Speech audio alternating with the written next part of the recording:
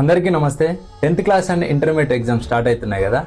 ఒక పరీక్ష పిల్లల టాలెంట్ని పూర్తిగా కొలవగలదా?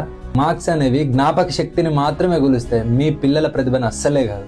సో ఎగ్జామ్కి వెళ్ళేటప్పుడు ఒక టైట్ హగ్ ఇచ్చి, బిడ్డ నువ్వు చదువుకుంది మంచిగా రాసిరా, ఆల్ ది బెస్ట్ చెప్పి పంపించండి. ఒక ఇంట్లో 10th క్లాస్ చదువుతున్న ఒక పాప ఉంది. పరీక్ష ముందు రోజు అందరూ ఒకటే ప్రశ్న, ఎన్ని మార్కులు వస్తాయని.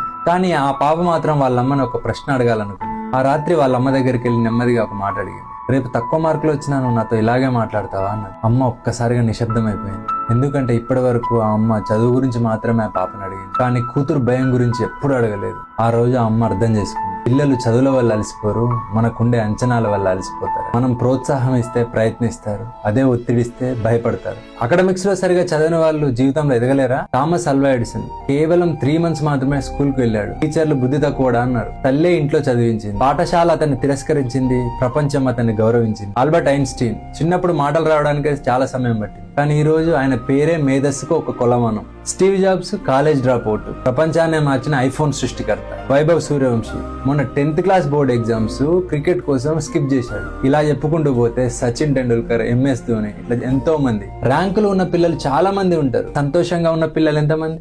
మార్కులు పెంచే ముందు వాళ్ళ మనసు నిలబెట్టండి. Thank you. జై హింద్.